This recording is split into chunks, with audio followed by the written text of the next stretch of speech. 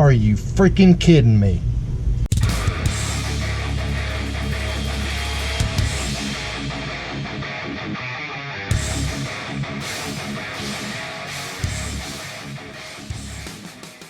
So yeah, I've got this huge puddle of power steering fluid leaking from under the truck.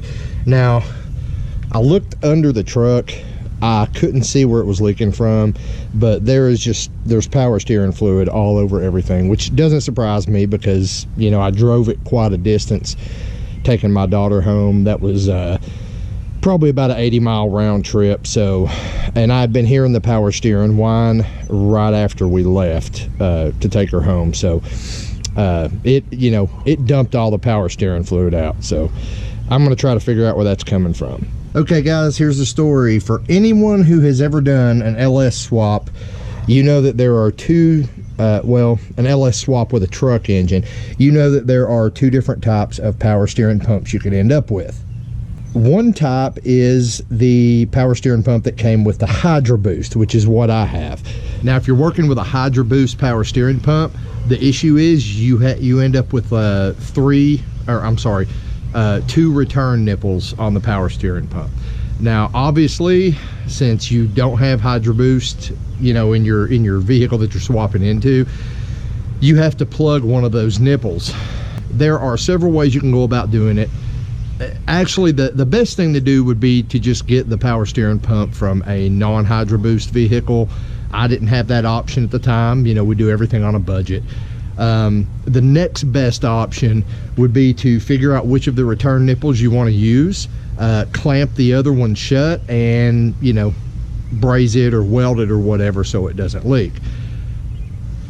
When I first started this project, I didn't really have that option either. So I went with option 3, which was buy a really thick vacuum cap and put the vacuum cap over the nipple and put a hose clamp on it and freaking roll with it. Well, here we are years later, and it has held up until this point, but it finally shit the bed, guys. So anyway, here is the vacuum cover that I had put on there. You can see it has a huge hole ripped in the side of it. So I guess hopefully that was our problem. Okay, I'm not sure if you can see, but what I ended up doing, I knew that you know, if I put another one of those vacuum line things on there, it was going to fail eventually. So what I chose to do instead was just take a piece of fuel line, put it on there, clamp it on, and then, you know, just did the old trick where I ran a bolt in the open end and clamped the bolt down. Hopefully that's going to take care of the issue. We actually do have another power steering pump, a non-Hydro Boost power steering pump up at John's house. So what I may be doing in the future is swapping those out, because I mean, you know, that lasted, God, what, 4 years, guys? But I really don't want to have to worry about this happening again. So I'll probably get that other pump from John's house and just replace it. Now on to the next issue.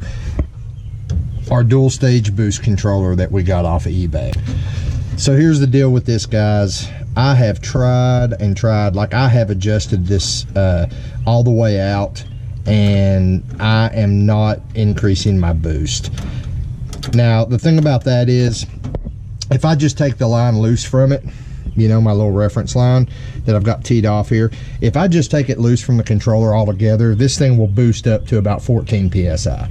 So, you know, this is a bleeder style boost controller. I paid $50 for this. You guys can go back and look at the video where I hooked it up. It says eBay dual stage boost controller or something or another. Now you'll remember when I first hooked it up, it was working great. We tested it. You know, we ran it on the first stage on low boost. It did good. I opened up the high boost valve a little bit. We've got a switch in there where you can flip it to go into high boost. It was going into high boost. I turned it up a little more. It gave me a little more, you know, yada yada. So we know it worked initially. The problem is it's not working now. Honestly, guys, I don't want to blame this on an eBay part, because I think this is my fault. Look where I have this thing mounted. I chose like an idiot to mount it right here on the edge of the fender. Now, the thing about that is, this old truck, every time it rains, water drips down past the hood and is just gushing on this. When I turn these knobs, it's crunchy. And that tells me that water has gotten in here and there's probably rust in there. So, you know, what I might actually do is I might take this boost controller apart and we'll look inside it. I might just dedicate a video to that and we'll see exactly what failed with it, because I can still hear the solenoid click. Like if I have someone flip the switch in there, you can hear it click out here. So the solenoid's still good. I think what's going on is I think water got in underneath, you know, the little adjuster handles here and has rusted the little spring and check valve ball, whatever you want to call it. But I think that's what's happened here. I think it's my mounting position was just idiotic. I probably should have, you know, should have put it like maybe over here somewhere where it wouldn't have got water on it. But I'm not going to call this, you know, I mean, I call junk, guys, but I'm not sure in this case, so I don't want to call this junk yet because it was working initially.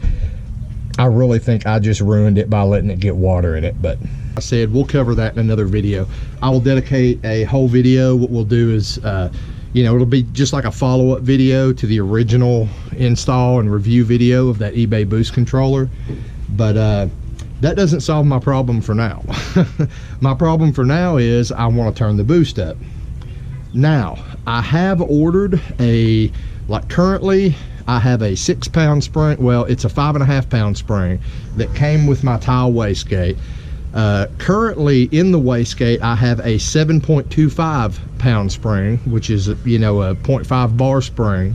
And I just ordered an, what is it, a 8.6 PSI spring to put in it. So that should be here in the next day or two. Here's my thing, guys. I do have, where's it at? I do have this guy that, you know, this is like a little boost controller that actually came with the STS turbo kit. I do have this, and we probably are going to use this for right now. I'm just going to go ahead and, well, first we'll try to use it as a bleeder valve, you know. I'll just disconnect the line from there, hook it to here. We'll zip tie this to the fender or something and bleed off pressure to try to up our boost level. But here's where I'm at with that, guys. I wanted the, you know, I want to set it and forget it, basically. And the whole point of me having the 2-stage boost controller was I wanted to be able to run low boost on the street, and if I needed it or if I was at the track, I wanted to be able to just flip a switch and go to high boost. I don't want to have to pop my hood and crank on a damn valve every time I, you know, want to up the boost.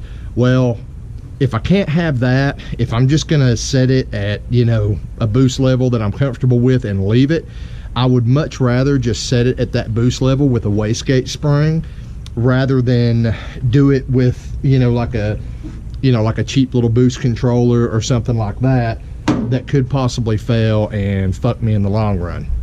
Also, something that I wanted to do, just to create like a more, I don't know how to say this, a more complete tune file, I wanted to completely tune this thing on at varying levels of boost. So initially I tuned it in really good on about 5 PSI. Now the spring that's in it now, I've got this thing just zeroed in as far as my AFRs and everything go. I mean, it is zeroed in at 7.5 pounds of boost. I mean, my AFRs are all within like 1-2%. So I've got that. Now I'm gonna go and put this, what's almost a 9-pound spring. It's like 8.6 or 8.7 PSI spring. When it gets here in a few days, I'm going to put that in, and I'm going to go ahead and tune it again on that spring. And I'll probably show you guys some of that, but you know, then I'll be splitting the difference. Sorry, I was trying to think of what it was called, but I'm going to be like, you know, interpolating the tables, you know, between the 7-pound spring and the 9-pound spring. Then I'm probably going to go just a little higher and get an 11-pound spring. Once I get the 11-pound spring in, I will tune it again on 11 pounds and interpolate the tables. And basically what I'll have is I will have a really good freaking tune file that should be good from everything from 5 pounds of boost up to almost 12 pounds of boost. So the reason I want to do that is I know a lot of guys are, you know, trying to run this same combo, and a lot of you guys have emailed me and asked me for my tune, you know, can you help me with my tune? Well, I want to put together, you know, a really good file here, so it doesn't matter if you just want to run low boost or medium boost. Of course, you know, it's not going to be on high boost, but you know, if you want to run anything between 5 and 12 psi, you know, if you need a tune file, I can help you guys out. I can just send you my tune file, and you know, should be pretty damn close. So that's my plan, guys. The ultimate plan is you know, right around 12 psi. I'm not going to take it any higher than that. Honestly, that's more than I want out of this truck. This truck, I mean, I know it doesn't do too great at the drag strip because of the converter. We still haven't got a stall converter for it yet. But on the street, this thing is freaking fun, guys. And that kind of brings me back to my next little bit of tomfuckery. Sorry, guys, my neighbor's weed eating, so I know it might be kind of hard to hear me. Hopefully this camera is kind of filtering some of it out. But anyway, I want to tell you guys, speaking of drag strip, we have yet another problem. 4 years ago, maybe 5, whenever it was I did this swap, I switched over to an electric cooling fan, and I used an eBay electric cooling fan. That cooling fan has managed to hold up for, well, this whole time now, but apparently it took a shit on me because it's just popping fuse after fuse now. So the issue I've got is, as long as I'm moving, I'm fine. You know, it doesn't get hot or anything, but as soon as I stop, guys, it starts getting hot. So until I get that fan replaced, the drag strip is kind of out of the question, because obviously I would sit in the staging lanes and freaking overheat. So I'm looking at options right now for replacing that fan. I really don't want to just stick another, you know, cheap little 16-inch fan on it. I'm looking at maybe like dual 14-inch fans or something like that.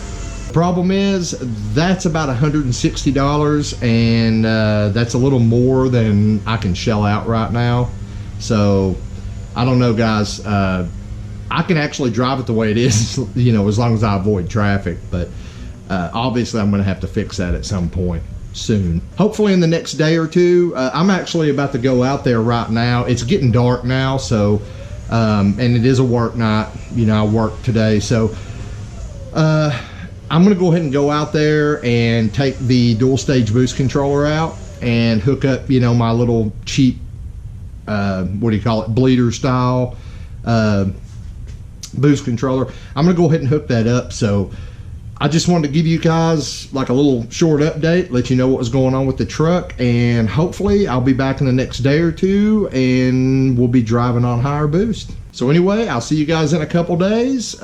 Subscribe if you haven't already, and I'll see you next time here on Bad Luck Garage.